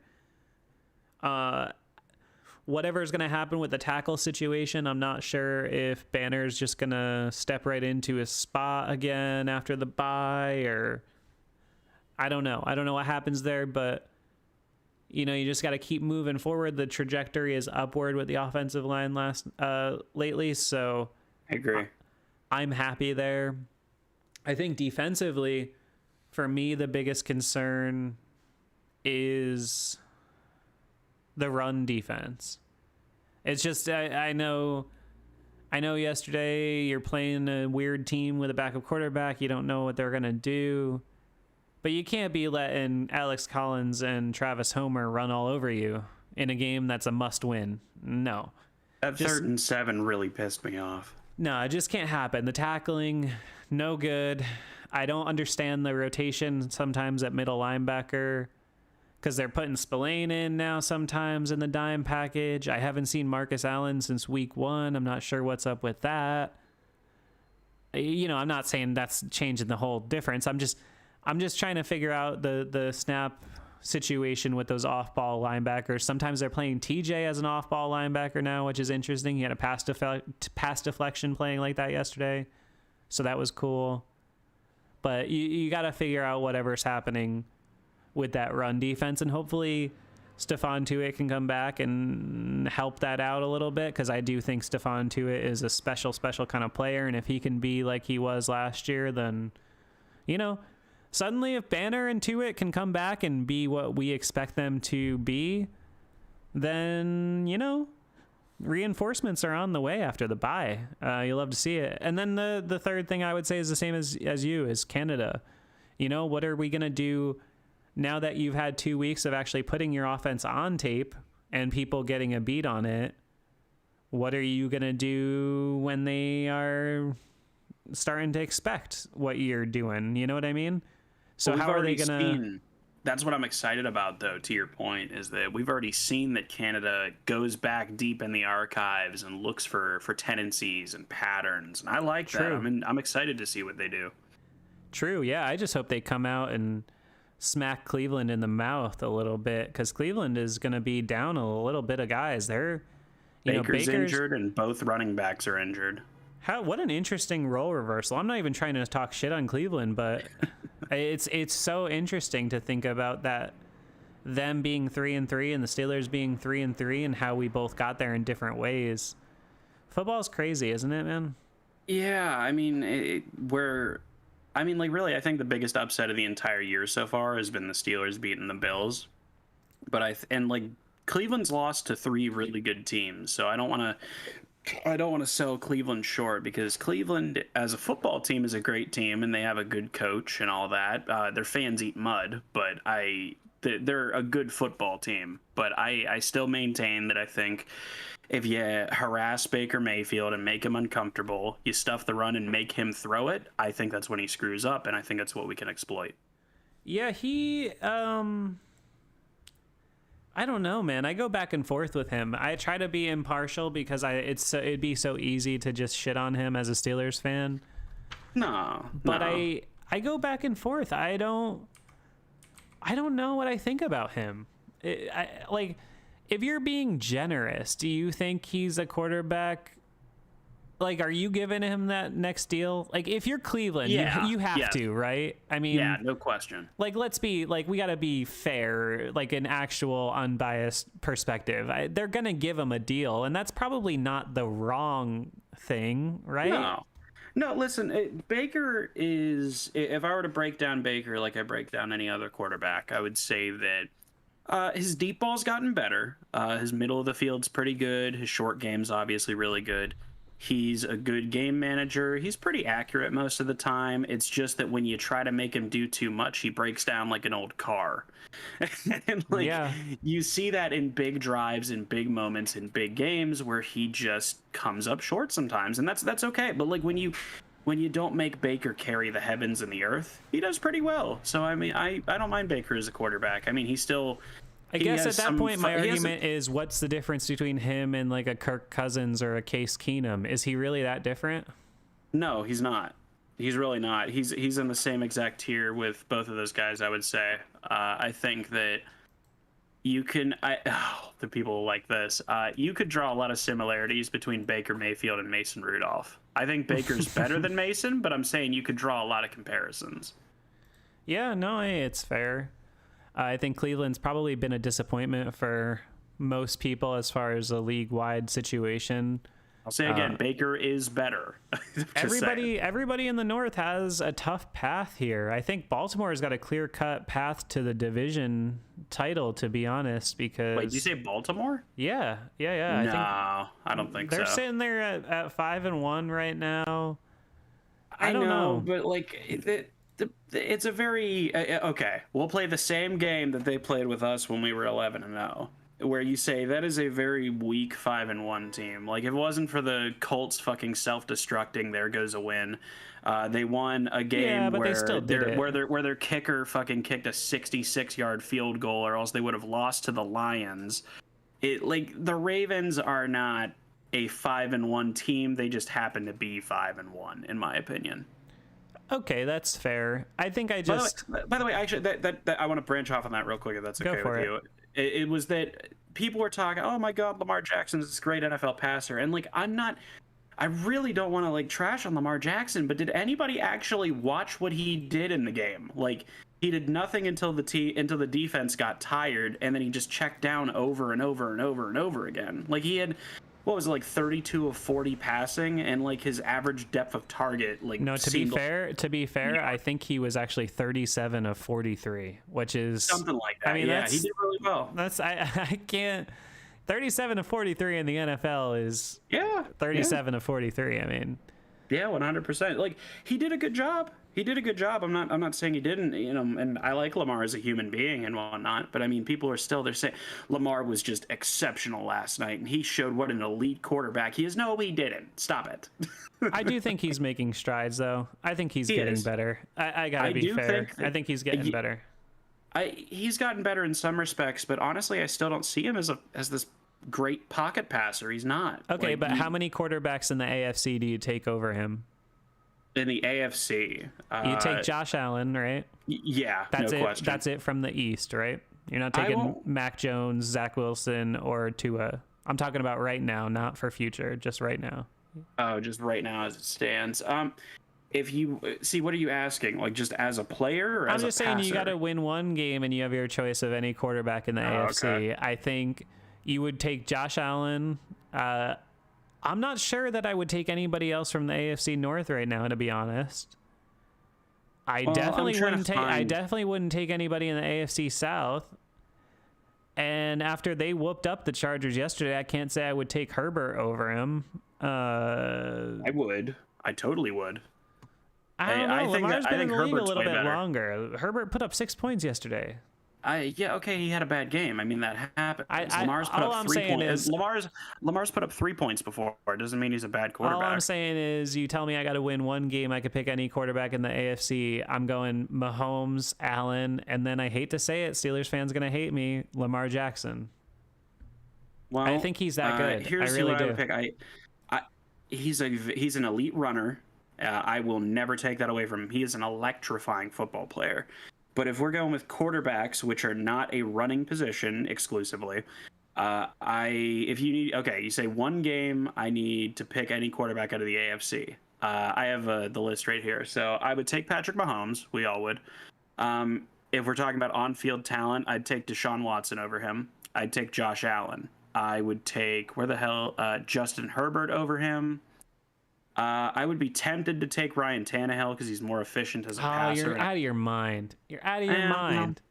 No. But he's a good runner. You stop the run game. Are you telling me that Lamar can outthrow Ryan Tannehill? No chance. It doesn't matter. He's that much more dynamic as a runner that it makes his whole game that much better. You're crazy. You're no way in hell. If I told you your whole family's lives depended on it, you're going into a game and saying, yes, I want Ryan fucking Tannehill over Lamar Jackson. Come on. No way. Man, really? Out of your mind. Would you put Joe Burrow over him? No. You wouldn't? No, Lamar Jackson's the best quarterback in the AFC North right now. Sorry. It's true. He's the best runner in the AFC. That's true. That's all I can give you, man. I will never say he's the best quarterback in the AFC. I just think his game, he isn't a consistent throwing quarterback. He's not. Yeah, I just think his game transcends it. I think his game transcends it.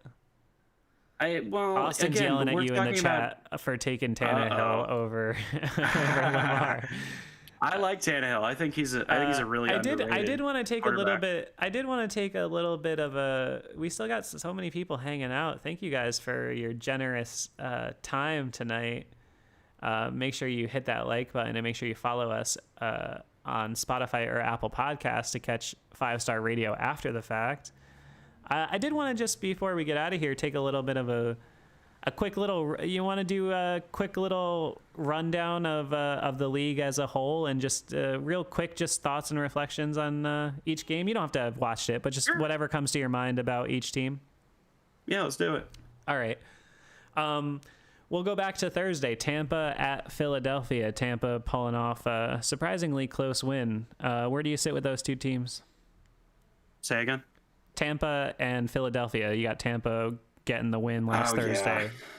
Yeah, I don't know how I feel about Jalen Hurts, man. I mean, he runs out of the pocket way too often, and you have a team that's rebuilding versus the most stacked team in the league. I just don't see him as a real quarterback. I never saw him as one in college. It's not a knock. It's not a you can't be a scrambling guy, whatever. I just don't see him as that caliber of player. No, I wouldn't. Oh, and someone in the chat is saying that I said Lamar sucks. I literally said he's an amazing athlete and a great runner. What fucking more do you want from me? It's fair. But I think Philadelphia is going to be in that weird spot until they figure out that quarterback situation, because I don't think Hurts is the answer. I think Tampa Bay is an obvious Super Bowl contender again. You hate to say it, but they're just stacked, man. They got everything. They have everything you need.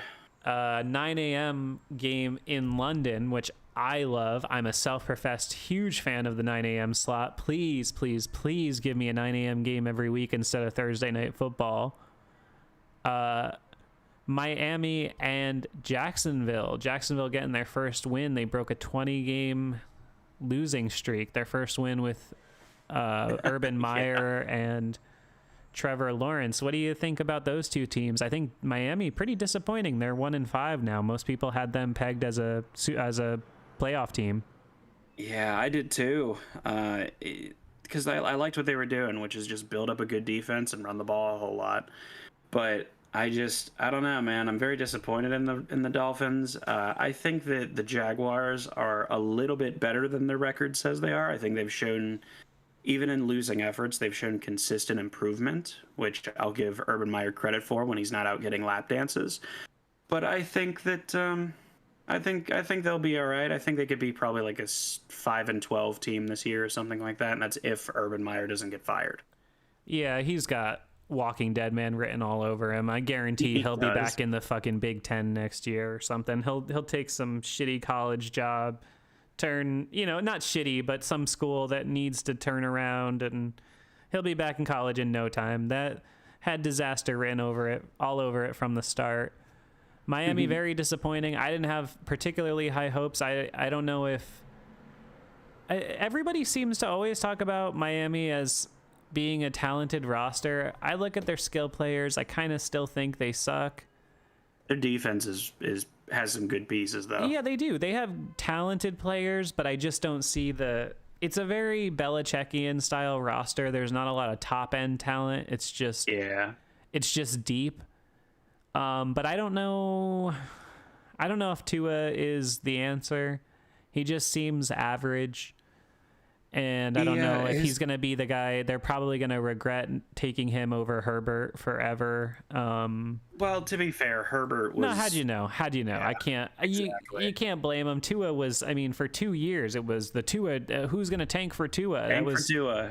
Yeah. And he ended up not even being the top guy in his own draft. But disappointing for Brian Flores and the Dolphins, but I didn't think they were real competitors anyway. Yeah, I mean, they weren't, but I mean, like, Tua, I don't know, man. He's like a left-handed Andy Dalton. Like, he's just... Andy Dalton's done a lot more in this league than Tua. Well, yeah, he's also had a lot more time. Steelers fans really disrespect Andy Dalton, I gotta say. I'm not saying he's bad. I'm not saying he's bad. I'm saying Andy Dalton went to the playoffs with the Bengals, like, a few times. Like, I think he went, like, 4 out of 5 years. I don't know. I got nothing but respect for that crop of Dalton and Flacco, like for every year there was Ben, Dalton, and Flacco, and those guys, they were never Brady and Manning, but they always held their own in big games. I give them respect. I don't know. Like Flacco seems like a good dude, and Andy Dalton, I've heard from all accounts, is a great guy. So I wish him the best, but like I don't think they were particularly good. I would say they were okay quarterbacks. That's what I would give them, is okay. Yeah, that's fine. Next one on the docket, we'll go a little quicker here. Green Bay and Chicago. Quick thoughts on either of these teams. Aaron Rodgers owns Chicago. He sure does. The Packers are talented. They're definitely up there. If the NFC Championship game isn't a battle of bays again, Tampa and Green, I'd be pretty surprised. Although Arizona is going to make some waves, I think they'll fall off eventually, but we'll get there when we talk about Arizona. Chicago, just a team, rudderless. Doesn't Chicago? Hey, look, it's another Chicago team that has no offense and has a good defense. I think I've seen this movie before. The Bears are the most middling franchise in the NFL. I feel like for the last 30 years, they're never horrible. They'll have those 9-7 playoff years, but they're never a real threat. I'd be very frustrated if I was a Bears fan. I can't imagine what that's like. It's a very unique sort of fandom, isn't it? I enjoy any team that prioritizes good defense, so I like the Bears, but man, they have got to be such a bummer to root for. I know it. Speaking of bummers to root for, a battle of really depressing fan bases. Cincinnati at Detroit. Cincinnati blowing out Detroit. Detroit's really had a whole hell of a lot of nothing going right this season so far. Looks like Jared Goff will probably not be the answer for them. Jared Goff sucks. He does. He threw the ball 42 times for 202 yards, 1 interception, no scores yesterday. They scored 11 points. They didn't score even until the fourth quarter against the Bengals. Lions just they're on the fast track to a number 1 overall pick. I like Dan Campbell. I love his way of coaching just because of how fucking absurd it is. But man, I felt bad for him because they should have beat the Ravens if it wasn't for Justin Tucker being the greatest of all time.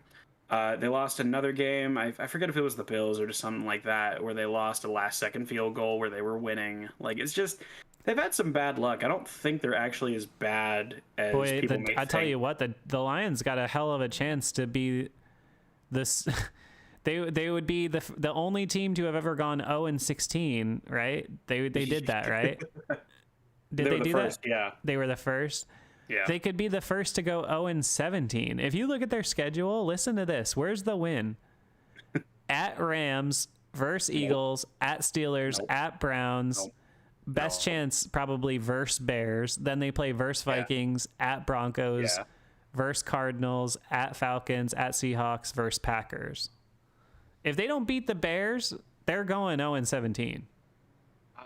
There's a couple wins I kind of heard in there that I think they might be able to pull out. But like, I hope Dan Campbell gets longer than a year. I really hope that If the Bengals beat him 34-11, what's Stafford gonna do in his dunk on my ex game next week? The Rams are gonna put up like 60 points. Yeah, but Stafford never plays well in big spots. Let's also remember that. He is killing it this year, though. He should be near the top of the league in the MVP voting when that happens, because he is putting together a hell of a year there, and I got a lot of respect for Matt Stafford. I'm happy for him. I was telling people, like, listen, he'll be way better in a Sean McVay system than fucking Jared Goff was. Yeah, no doubt. Jared Goff was just not. And that roster's fucking stacked, dude. Yeah, look at the tools he's got in that offense. Cooper Kupp and Robert Woods. Love to see it. Great defense. Yeah, he really Great does. defense too. Yeah, I mean they're all. It's a stacked roster with one of the best schemes in the league. So I mean, really, I still don't think they're going to win the Super Bowl. I don't even think they're going to make it, and I really couldn't even tell you why. I just feel like that's going to happen. Yeah, you know? I think just something about the football fan in me, and maybe a little bit of the Georgia Bulldog fan in me. But man, I'd love to see Matt Stafford like in an NFC Championship game. I don't know. That'd be great. You know That'd be what great. I mean? Just give me with somebody who's Stafford. been around a long time, and I don't know. I want to see somebody break through that deserves it and hasn't been there before, you know? Next up, this one's super uninteresting. You got Houston and Houston getting killed at the hands of the Indianapolis Colts. What you think about that? I Any like thoughts? Carson Wentz. Yeah, I mean, I don't really have much to say on the matter. The Texans are terrible, like they always are. But like I like Frank Reich and I like Carson Wentz and I like kind of what the Colts are doing, and I like the Earhart-Perkins offense that Frank Reich runs. So Yeah. I like a lot of things about the Colts. Yeah, I'm with you. I thought Wentz played probably his best game in the last 2 years yesterday, maybe, and Yeah. they're moving in the right direction. Next one after that, the Rams laying the absolute smackdown on the New York Giants. I gotta say, I feel for all my Giants fans out there. I have some of my family are Giants fans. You know, I live in New York City. I Sorry to hear that. Yeah, well, I was never a Giants fan myself, but you know, when you have some family and whatever, and the Giants and Steelers are kind of like sister organizations as it is, I always just kind of root for the Giants a little bit, and I do too. man, not great. That team, that franchise is really struggling, man. It's 5 years now. They've just been awful. They have the least wins in the league in the last I think since 2016, since that one playoff year they had, and again 1-5 to start the season. You're out of it by October. Listen, I will always have appreciation and respect for the Giants because they made Tom Brady eat shit in 2 different Super Bowls. And so they'll always have my respect for that. But I'm not sure Joe Judge is a good coach just for the fact that he seems like another fucking Belichick wannabe. I could be wrong, but I don't think I am. Yeah, I was going to say, I don't think I am. I mean, again, like I find that history repeats itself in the NFL constantly. Yeah. And here's what I mean by that is how many times have we seen the Bears have no offense and a good defense? Yeah. And I'll essentially ask the same question here. Their defense is actually, they have talent, they just haven't put it together yet. but so they have a decent defense and a quarterback that makes a lot of mistakes. Jeez, I've never seen the Giants do that before. You know what I'm saying, though? Like, yeah, I do. And also, somehow Daniel Jones is leading them in rushing, not Saquon Barkley, which is wild. That's great. And, you know, I mean, the thing with them is it's where their losses come. You know, they lost to the Broncos at home. They lost to they lost at the Cowboys, which would be expected, but getting whooped by the Rams. And then coming up, they got the Panthers, Chiefs, Raiders, Bucks. It's going to be a long year for my Giants fans out there. I feel for you guys. Or New Yorkers. I mean, their team doesn't even fucking play in New York. No, I know. That always makes me laugh. But, you know, hey, hopefully they can turn it around sometime in the future. Kansas City at Washington. Patrick Mahomes got off to another slow start. But then they kind of kicked it into gear, and it wasn't that much trouble once they got going. Washington, though, I would say a disappointing 2-4. They had some expectations going into the season. I mean, like, watching Patrick Mahomes play this year, it's funny because, like, when Brady throws 3 picks, he'll get the MVP of the game. But when Mahomes throws 2 picks, all of a sudden he's not a good quarterback. But, like, when it came to they that still had game, 499 yards of offense. Exactly, and that was on a bad day. I know, I know. Their offense is just fucking absurd. I know. I just don't even care what Kansas City's record is because they're gonna make the playoffs, and anybody that plays them is gonna be shaken in their boots because it doesn't matter. They've given up 160 or 176 points so far, but they've scored 185. It's the hell's the difference if you worst defense in the league and the best offense in the league. Their defense is really brutal. They're giving up like 7.2 yards per play. Isn't that wild? God. No, I'm not kidding. They have the 32nd ranked defense this year. It's awful. But they have like arguably the best offense in the league. So it's like, yeah, I mean, it's like those old Chargers squads from the 80s, you know, where they had a great offense, but their defense, yeesh. I know, but you know, and I mean, like, what the hell happened to Washington's defense? I don't know. I think they were a little bit of playing. They were playing better than they were last year at times. Maybe. But I'm gonna say, are you worried about Mahomes having? No. He's already got more picks than last year. There's no sense of magic running out there, right? It's just catching up with him. You're always going to throw a few picks eventually. Well, he's a gunslinger, and he also tries to play hero ball a lot, so you're going to have picks. And so far, it has almost never failed him. Eventually, it will fail you sometimes. Like, you know. Yeah, but I mean, listen, if Patrick Mahomes had the amount of defensive support that, I don't know, a Tom Brady has gotten in his career, he would have 10 rings. You know what I'm saying? Like, oftentimes Mahomes will lose, like the Chiefs will lose games, but it's almost never Mahomes' fault. Like, occasionally it is, like a couple weeks ago it was, but really, by and large, like, they'll lose games like 38-35. It's like, how do you put that on Mahomes, you know? Well, that's true. Next one we got here, big old boring bowl. This one went into overtime, and I still couldn't even care less to flick over to it on the Sunday ticket. Minnesota at Carolina. Kirk Cousins pulling off an overtime victory against Carolina Panthers. Carolina started 3-0, now 3-3. Same story as the Denver Broncos. Any relevant thoughts on either of those two teams in this young season? It's every year with the Vikings with Kirk Cousins, because Kirk Cousins will put up great stats, not just good stats, he'll put up great stats, and yet you would never in a million years trust him in a high stakes game. I know he was 33 for 48 for 373 and 3 touchdowns. And yet, barely felt like he outplayed Sam Darnold, who was 17 of 41 for 207, a touchdown and a pick. I just feel so bad for him because he's like an unlucky Tom Brady. As far as the Panthers go, yeah, he's like Nick Foles, but God doesn't give a shit about him. Yeah, exactly. Oh man, I feel so bad for Kirk because he'll put up he'll put up like clearly cares yards. About him because that guy is like rich as shit, and he's been very average. Wait, who are you talking about? Kirk Cousins. I mean, he hasn't been he hasn't had the luck with the winning that Nick Foles has had, but man, that situation he had with the double franchise tag and then getting the guaranteed money from Minnesota, the dude cashed in. He's rich. Yeah, God bless him. I mean, he signed like a 4-year, $100 million deal with the Vikings. So I mean, God bless him. He's a dude. Again, he plays well until he doesn't. You know what I mean? It was kind of the opposite. He's like an inverse Eli Manning, where he plays horrible until he plays great. Yeah, no, that's a very good point. But quietly, having a nice year, 10-2 touchdown to interception ratio. Yeah, good for him. Who's the other team? I actually forget.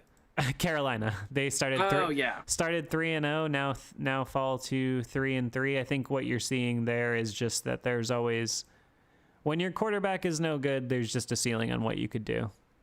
Yeah, I mean, Sam Darnold isn't bad. He's just not great. Like, I would take Mason Rudolph before I took Sam Darnold. You know what I mean? Like, he's there. He's there. And I mean, when you don't have Christian McCaffrey, like, you can only do so much. Well, yeah. And at what point with McCaffrey, I mean, man, I think he's played like 3 or 4 games in the last 3 years at this point. He's just never available.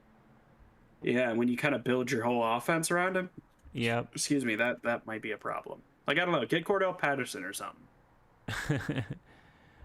So yeah, whatever with those two teams. This is a big surprise of the day. The Los Angeles Chargers at Baltimore Ravens. What'd you think of that one? Baltimore absolutely putting the pedal to the metal and never letting up. Yeah, good for Baltimore. They got a good win. I still don't like. Someone in the chat said that we're gonna see Stafford and Lamar in the Super Bowl. And I'm like, get the fuck out of here. That would be a crazy Super Bowl to watch, to be honest. That would be wild. It'd be Stafford slinging it and Lamar running it. It'd be fun to watch, but like, I don't know. I don't think Lamar might win a Super Bowl in his career because they definitely have the talent to do it. But like, just, I don't know. All I know is he only had to throw the ball 27 times and they put up 34 points. That's football, man. That's good. That's winning football when you can do that consistently, especially against good teams. And I think the positive sign for them is their defense turning in a really nice game yesterday. The Chargers have just been going up and down all year, and to hold them to not even scoring a touchdown, or did they? Yeah, they scored a touchdown. They just didn't get the PAT. So one touchdown though for that offense. I'll give the credit where it's due. I didn't think Baltimore's D was. I thought they were having a down year, and they stepped up yesterday. So, big game for them. Got a couple more here. AFC North, Arizona at Cleveland. Arizona really laying the smackdown on Cleveland. 1, do you buy Arizona? And 2, do you buy Cleveland as far as being a disappointment? No. I mean, well, okay. Arizona, yeah, I think they're good, but I think they're going to fall off. Like, because they do it not every year, because they have like 3 and 13 years. They are, man, I do love their skill players. They have a beautiful array of skill players. I really like what they've built.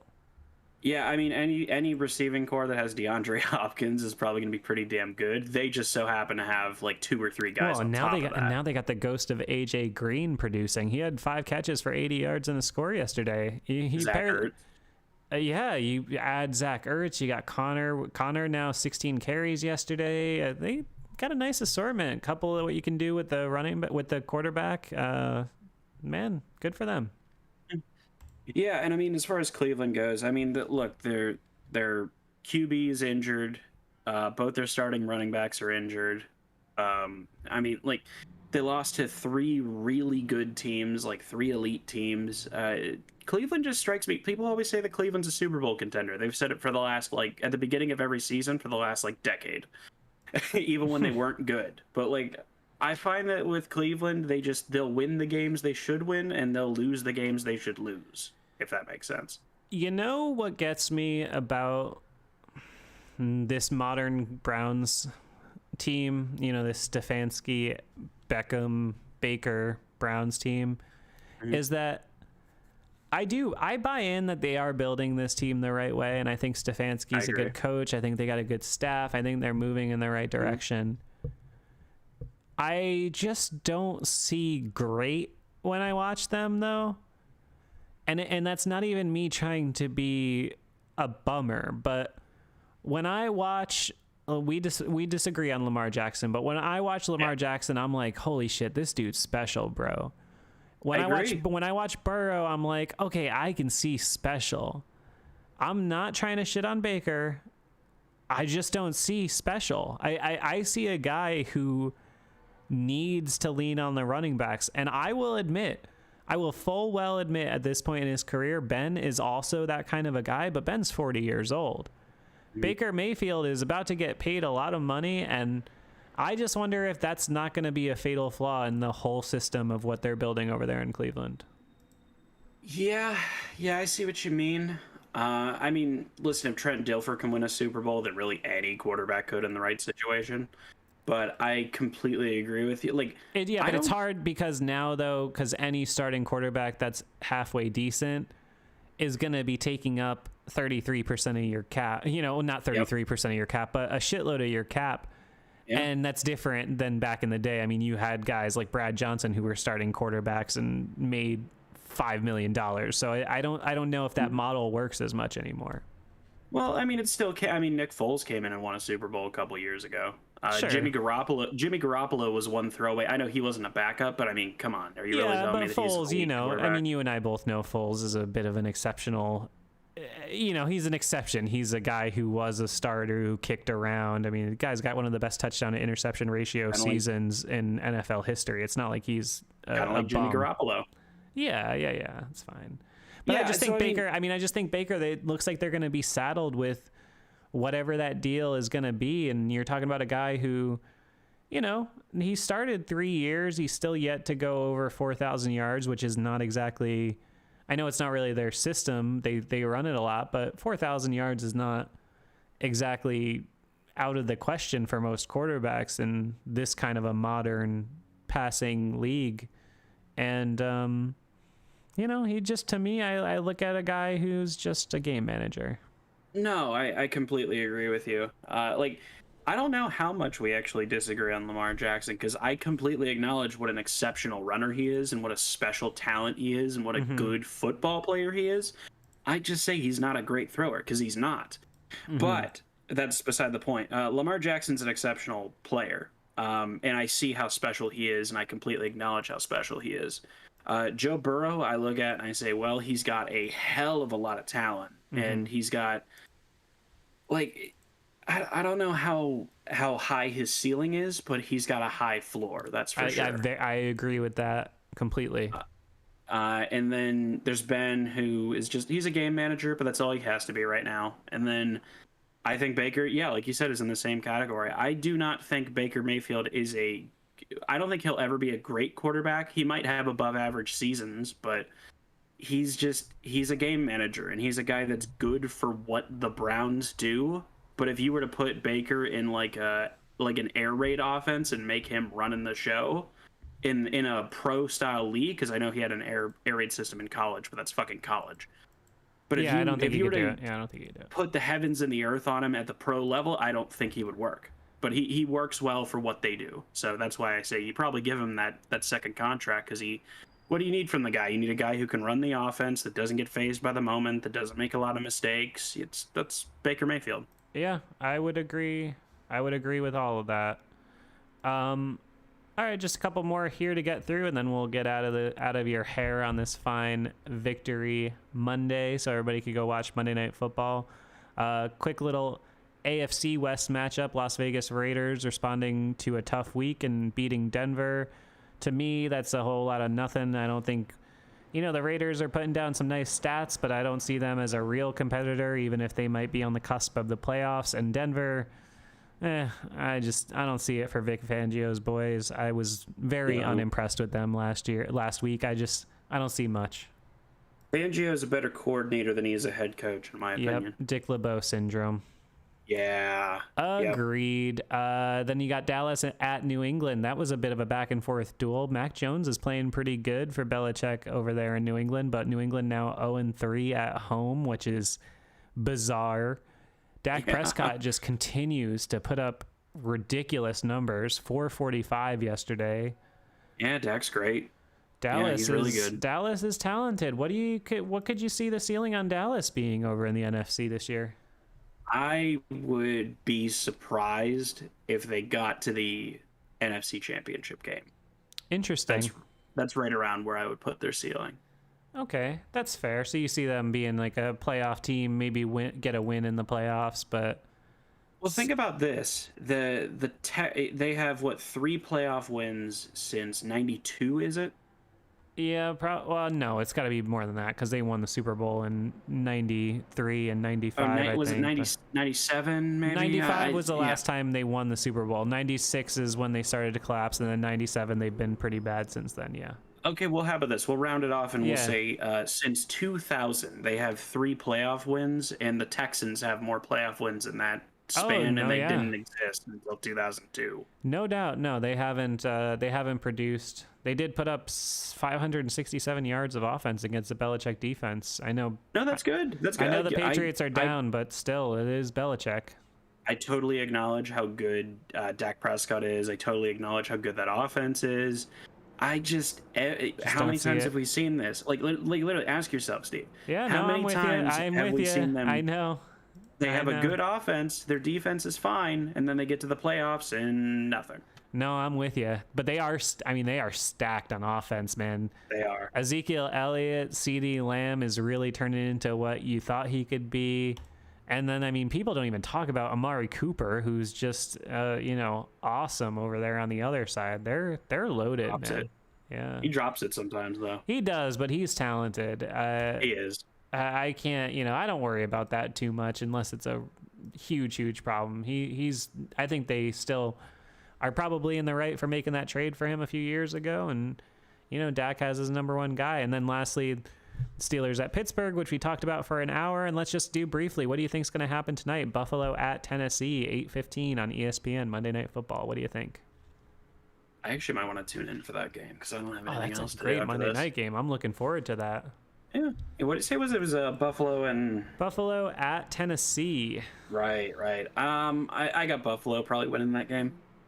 Yeah, you would think, right? Tennessee's been a little bit disappointing this year. I mean, 3-2, but Their defense is dog shit. it is not good. They never seem to really be able to build a really good defense over there for whatever reason. Poor Bud Dupree doesn't seem to be making the difference. Was just gonna say, man, I feel so bad for Bud. I do too, but they're still gonna make the playoffs. I mean, they've still got Julio Jones and Derrick Henry and AJ Brown. I think Tennessee. I mean, because who's gonna challenge them? Indianapolis, coming off a win yesterday, is still only 2-4. I mean, I got a funny feeling. I got a funny feeling Tennessee gets a dub tonight. How about that? I'm gonna be bold. I'm gonna be brave. I got a funny feeling Tennessee puts together a nice game. Well, I like Tennessee. I think we probably disagree in how good Tannehill is. I probably think he's a little better than you think he is. No, I like Tannehill. I just think you were nuts for pondering keeping him in a position over Lamar Jackson. But yeah, I think Tannehill's good. You have to at least admit he is a significantly better thrower than Lamar. Yeah, I know. You have to at least consider that. Sure, but the rest of it is not even close. So. Well, sure, but we're talking about the quarterback position here. No, I don't know. Buffalo, they've just been playing so good since the Steelers game. Yeah. On the road, Tennessee pissed them off, you could tell. I could see Tennessee's receivers, getting physical, doing some good stuff, and I could see Buffalo's defense up the middle. I could see having a little bit of trouble with Derrick Henry. Maybe they ride him to victory. I'm gonna be brave. I'm gonna say Tennessee pulls off a little bit of a surprise win tonight on Monday Night Football. Well, the way that they run their offense is that every play is a run or a play action pass. So I mean, it definitely works pretty. Like that can work against a front like Buffalo's, where we didn't even really use that much play action, and we were still able to kind of wear them down by the fourth quarter. So it's possible. True dat. Well, Gage Ryan, we better get going because our producer Austin is going to scream at me for making this too long because he's going to upload it to Spotify and he's going to say, people only listen when it's an hour and 40 minutes, not when it's an hour and 50 minutes or whatever it is producers do when they yell at you. I'm just kidding. Austin is the best. Austin's the man. I still haven't even had the chance to listen to the little piece you guys posted out last week. I was traveling all weekend with Beth, so I haven't had a chance to listen to what you guys put out there, but Austin is killing it with 5 Star Radio, and so because of that, make sure you follow him on Twitter at Steelers Take, but also make sure you follow 5 Star Radio on Spotify and or Apple Podcasts, wherever you get your audio content, so you can get us delivered right into your app whenever we upload. Gage, before we get out of here, any final thoughts / what do you want the people to do for you?